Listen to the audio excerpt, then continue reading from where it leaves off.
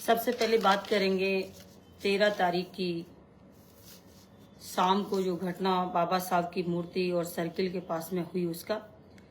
और आपने news channel, और क्योंकि मैं चाह रही थी मैं खुद शेयर करूं, लेकिन टीवी चैनल वाले मेरे से पहले ही उस खबर को वायरल किए और आप लोगों को सूचना मिल ही गई होगी, सारी उन्होंने बताई। लेकिन जो मीडिया है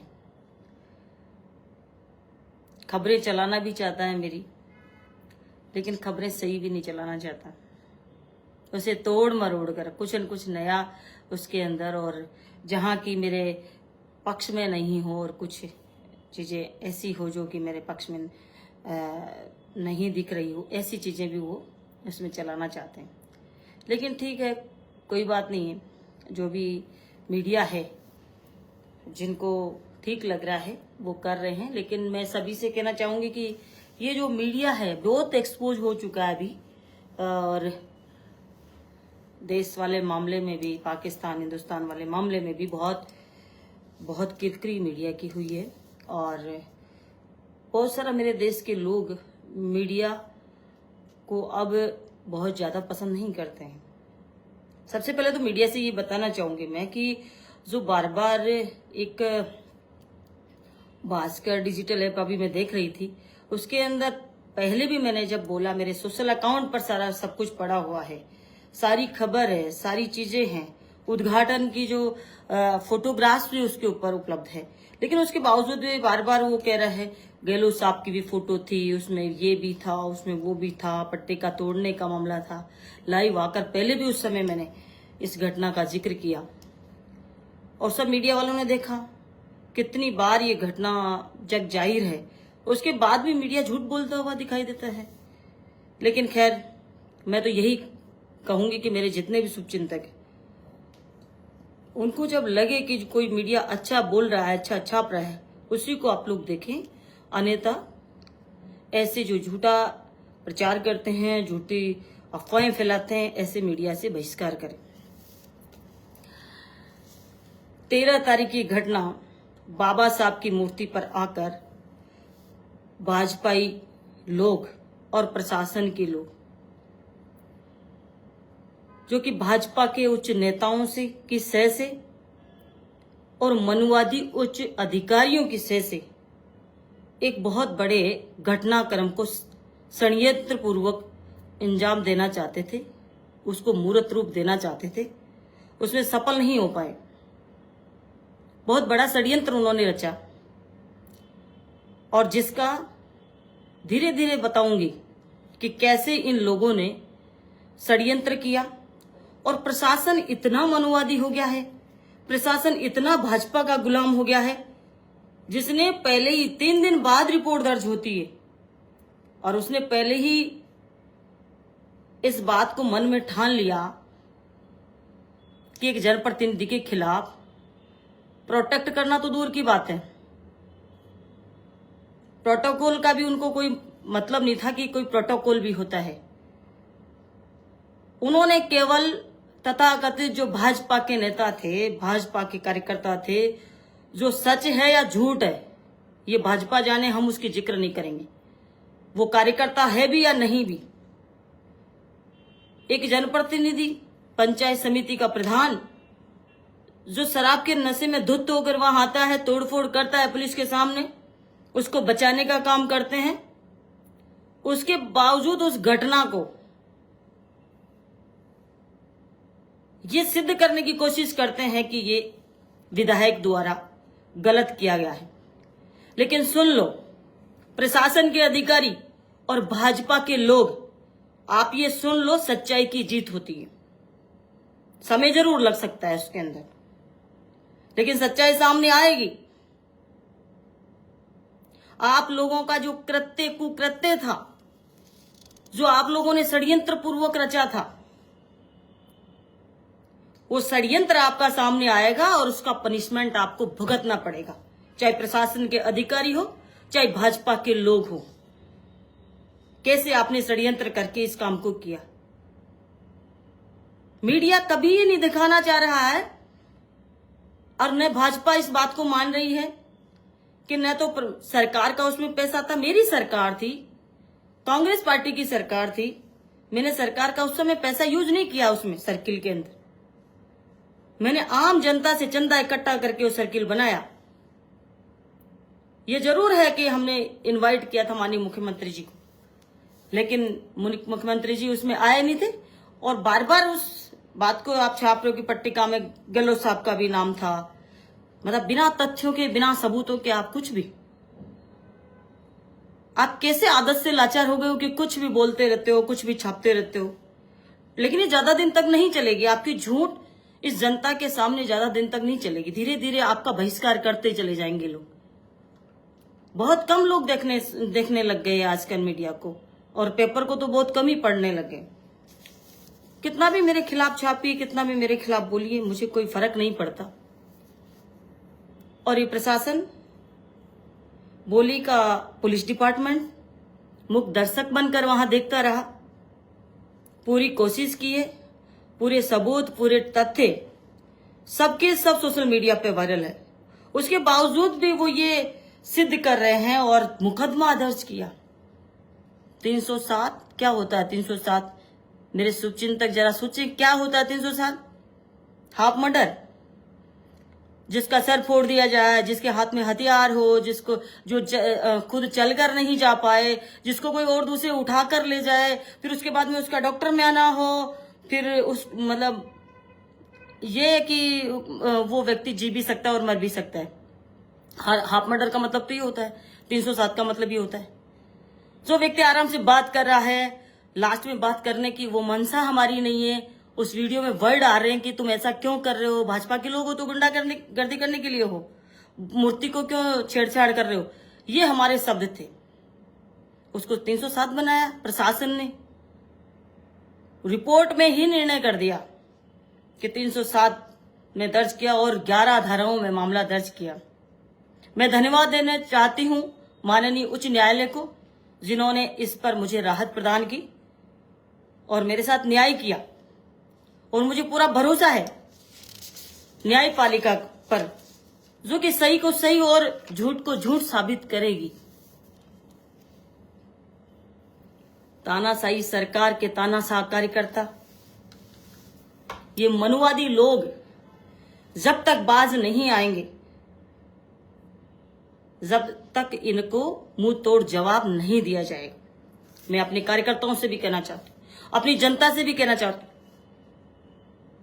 कि झूठे लोगों का, मनुवादी लोगों का, संविधान विरोधी लोगों का सामना करिए, डटकर सामना करिए और डरिए नहीं। हम 1000 साल जीने के लिए नहीं आए हैं इस देश के अंदर। हमारी सीमा निश्चित है और सीमा के अंदर हम मुर्दे बनकर नहीं रहना चाहते। आप जिंदा हो तो जिंदा दिखना जरूरी है आप लोगों के लिए। आज जिस तरीके से तानाशाही की चला रखी इन लोगों ने, क्या साबित करना चाहते हैं? हर आदमी को चुप करना चाहते हैं। मेरी पोस्ट पर एक बच्चे ने कमेंट कर दिया, उस पर मुकदमा दर्ज कर लिया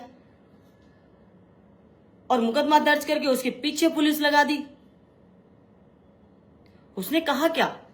उसने यही कहा कि धन्यवाद, उसको भी माननीय उच्च न्यायालय ने राहत प्रदान की। न्यायपालिका पर हम सबको भरोसा है।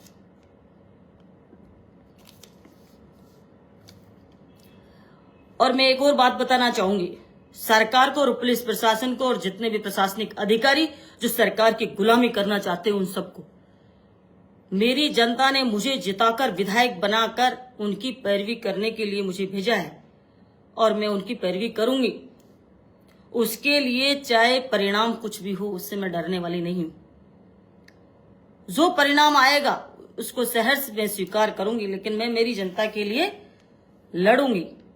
आपका जो प्रयास है वो विफल रहेंगे, सारे के सारे प्रयास विफल रहेंगे।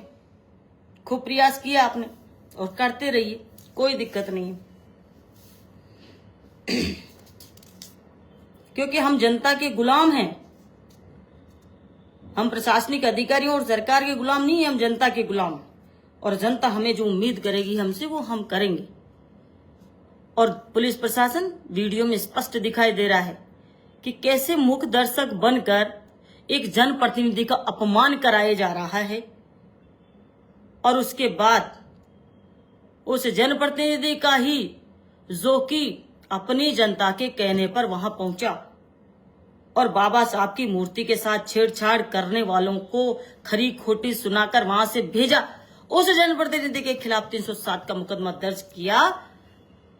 और ये मानसिक और सारी विभिन्न प्रकार से प्रताड़ित करने का एक घिनौनी हरकत उन्होंने की। और वो क्यों की, ये आप सबको पता है। आज जिले के अंदर क्या स्थिति हो रही है, आज जिले के क्या हालात हैं। आज जिसको रखवाला छोड़ रखा है कि कोई भ्रष्टाचार करे तो उसके खिलाफ कार्रवाई आप लोग करें, आपके पास शिकायत जो दर्ज कराने आए उसकी आप सुने। क्या कर रहा था वो अधिकारी, सभी डिपार्टमेंटों से बंदी उसकी जा रही थी। लेकिन देखने वाली बात ये भी होगी कि देने वाला और लेने वाला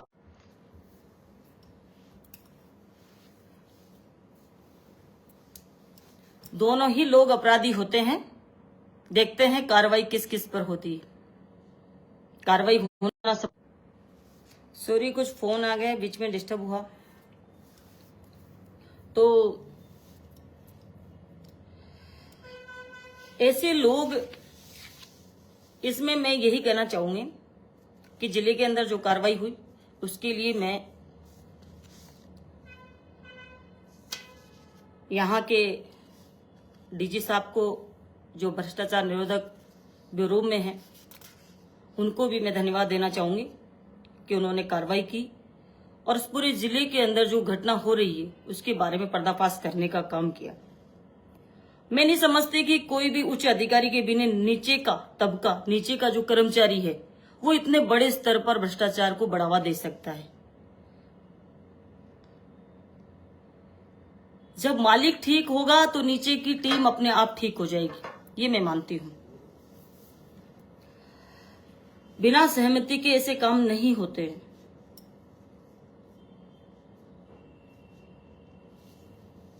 आज जो पैरवी कर रहे थे उस दिन, वो प्रशासन के कर्मचारी, ऐसे छोटे छोटे नेता जो भाजपा का नाम लेकर वहां उपद्रव कर रहे थे, उन उपद्रवियों को इसलिए बचा रहे थे कि वो बोली से नहीं हटना चाहते हैं। उन्हें लगा कि बोली से हमें कोई हटा दे। वो बोली से हटना नहीं चाहते थे क्योंकि बोली के अंदर वो अवैध खनन की जो मोटी कमाई है उसको नहीं छोड़ना चाहते थे उसको, इसीलिए वो भाजपाइयों की पैरवी कर रहे थे। आज बोली के अंदर ऐसे व्यक्ति, एक तो ऐसा व्यक्ति जिसके खिलाफ 7-8 मुकदमे हैं, बजरी माफिया है, और पुलिस लगातार नीचे से ऊपर तक, यहां तक कि मैडम एसपी मैडम को भी मैंने उसके बारे में बताया, ऐसे ऐसे मुकदमे, संगीन मुकदमे, फोक्सो के मुकदमे, उन पर एफआईआर देने का काम कर रहे हैं। ऐसा क्या प्रिय है वो व्यक्ति जिसके इतने सारे मुकदमे, माइनिंग के मुकदमे, डिपार्टमेंट ने पेनल्टी निर्धारित कर रखी है, पेनल्टी ना करके नाम उसने ये बोला है, मैडम बजरी के ट्रैक्टर रुकने का नाम नहीं ले रहे हैं, उनको एक ऐसा रास्ता बनाओ जो गांव के बाहर से निकाले। आने जाने वाले लोगों को काफी परेशानी का सामना करना पड़ता है।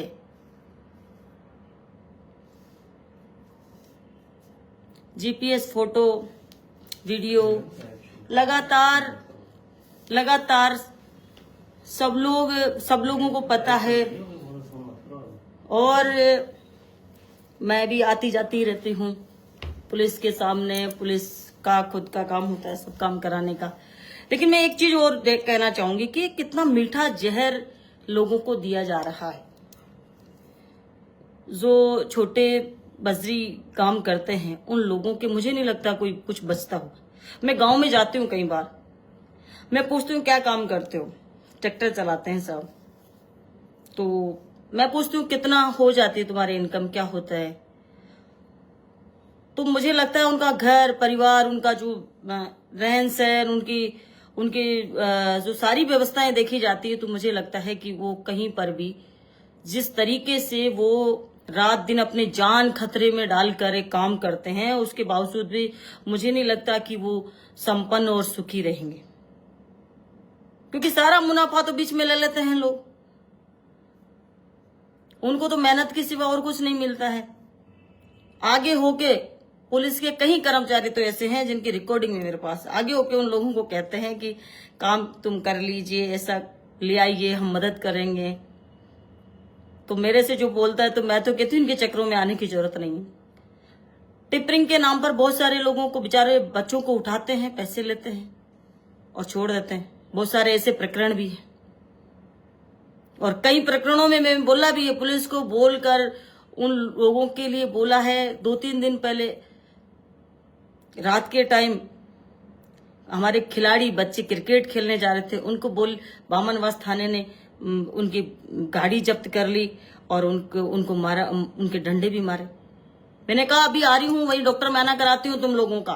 पुलिस वाले जो शराब पी के बच्चों को परेशान करते हैं, रास्ते चलते हुए बच्चों को, उन्होंने रात के रात उनका निस्तारण किया। मैं ये कहना चाहती हूँ मेरे क्षेत्र के लोगों को, कहीं पर भी तुम्हें प्रॉब्लम आए, निसंकोच मुझे बताएं, कॉल करें। प्रशासन की तानाशाही जिस तरीके से चल रही है, मेरे विधानसभा क्षेत्र में मर्डर हो गया, 1.5 महीना हो गया, उसका कोई अता पता नहीं है। किरोड़ी लाल जी भी वहां पहुंचे, लेकिन आज तक उसका खुलासा नहीं हो पाया। कर क्या रही है जिले का प्रशासन, क्या कर रहा है? स्मैक का खुला व्यापार चल रहा है। स्मैक के मामले में बढ़ता जा रहा है ग्राफ, नहीं कहीं पर कार्रवाई होती है। शराब की अवैध ब्रांच खुली हुई है, जो शिकायत करता है बेचारा अब तो ये कहता है मैडम हम आपको कह सकते हैं शराब की अवैध ब्रांच खुली हुई है हमारे यहाँ पे, हम पुलिस को और अधिकारियों को नहीं कह सकते, क्योंकि वो तुरंत हमारा नाम ले देंगे और फिर हमें वो लोग परेशान करेंगे, मारपीट करेंगे, हमसे झगड़ा करेंगे। ऐसा डर उनके अंदर बैठ गया है।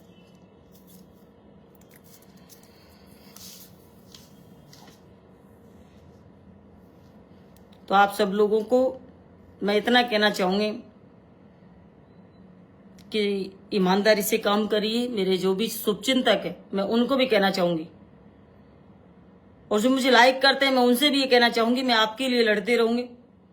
आप लोग भी ईमानदारी से काम करिए और अपने मन में किसी प्रकार की द्वेष भावना, नफरत की भावना अगर हमने रखी तो ठीक है, हम भी भाजपाइयों जैसे ही हो जाएंगे, नहीं। लेकिन अब हमें ईमानदारी से और सच्चाई का साथ देना चाहिए, और सच्चाई का साथ जो देता है उसकी जीत होती है। और आज जो हमें देखने को मिल रहा है वो शायद कभी पहले नहीं देखा होगा आप लोगों ने।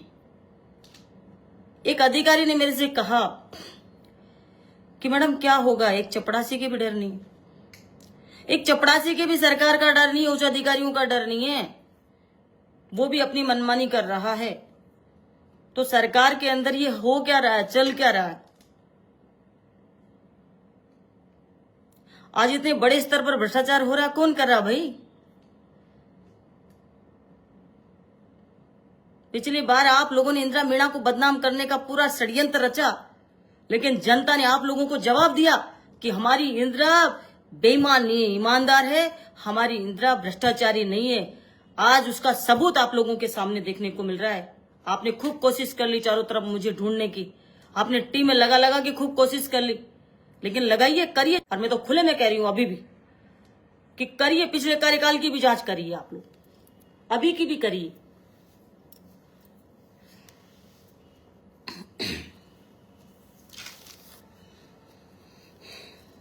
हमारे नेता राहुल गांधी जी कहते हैं कि डरो मत, और जो डर गया वो मर गया। डरने वाले लोग कभी भी सक्सेस नहीं होते हैं। और मैंने अभी थोड़ी देर पहले कहा, हम 1000 साल के लिए नहीं आए, ये सोच के चलना चाहिए। हमारा कल का पता नहीं है, जो आज करना वो आज करना है, कल करना तो वो कल ही करना है, और जो जीवन में हमें करना वो ही करना है। किसी के दबाव में, किसी के प्रेशर में कुछ नहीं करना है। हमें जो अच्छा लगेगा वो करेंगे, जिस जनता ने जिस उम्मीद के साथ में मुझे जिताकर विधानसभा में भेजा है, उस जनता की पूरी पैरवी करूंगी। उस जनता के लिए जहां मुझे जाना पड़े, जो मुझे भुगतना पड़े, वो मैं भुगतूंगी। कुछ भाई हमारे लिख रहे हैं कि नरेश मीणा की बात भी आप करिए। मैंने नरेश मीणा के लिए जेल में मिलकर आई, 2 बार मैं गई और मैंने विधानसभा के अंदर नरेश मीणा की पैरवी करी। लेकिन षड्यंत्रकारी सरकार ने उनके पिताजी को बुलाकर, एक बुजुर्ग व्यक्ति को बुलाकर उनके कान में फूंक देके उनसे कहा कि आप चुप रहिए, किसी नेता से मत बात करिए, कोई भी नेता आपको निहाल नहीं करेगा, हम लोग ऐसे ऐसे कर देंगे, आपके बेटे को छोड़ देंगे, ये कर देंगे, जमानत करा देंगे, हमारे कोर्ट भी हमारे इशारे से चलता है। यहां तक भी उनसे कहा, वो मान गए बेचारे। उन्होंने कहा ठीक है, नहीं करते आंदोलन 25 तारीख का। इसका समाज में भी रोष है, सब जनता में रोष है, सारे युवा वर्ग में भी रोष है इस बात का। लेकिन आगे हम इंतजार कर रहे हैं उनके पिताजी का, उनके पिताजी की तरफ से क्या बात आती है हमारे पास में, उसके बाद ही हम निर्णय ले सकते हैं, उसके बाद ही आगे हम बढ़ सकते हैं।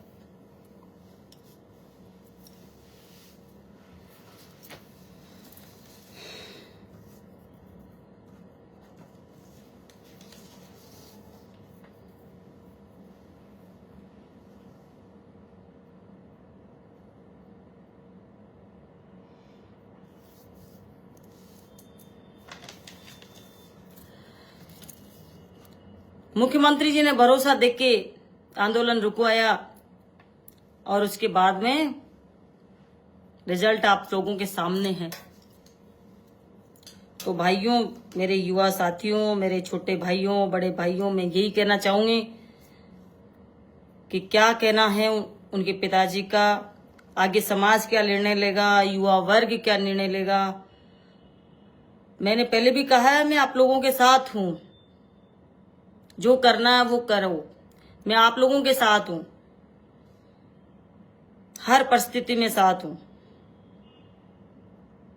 और बहादुरी के साथ में आप सब लोगों को हिम्मत करके जो भी लड़ाई है उसे लड़नी चाहिए, अपने अधिकारों की लड़ाई लड़नी चाहिए। संविधान हमारा है, संविधान हमें दिया गया है बाबा साहब के द्वारा, और संविधान की रक्षा करना हमारा कर्तव्य है, हमारा धर्म है, हमारा दायित्व है। बोलने की स्वतंत्रता हमें, सब आजादी है पूरी तरीके से, लेकिन आज आजाद भारत में भी हमें गुलामी जैसा महसूस हो रहा है। कोई सोशल मीडिया पे कुछ लिख दे, कुछ कह दे, कोई नेता के लिए कुछ कह दे। नेता आज संविधान हो गया, नेता आज देश हो गया, नेता आज राज्य हो गया। जो भी है नेताओं के लिए कुछ कह दे, जिनकी सरकारें हैं उनके लिए कुछ बात कर दे तो सीधे देशद्रोह का मुकदमा है, तानाशाही है।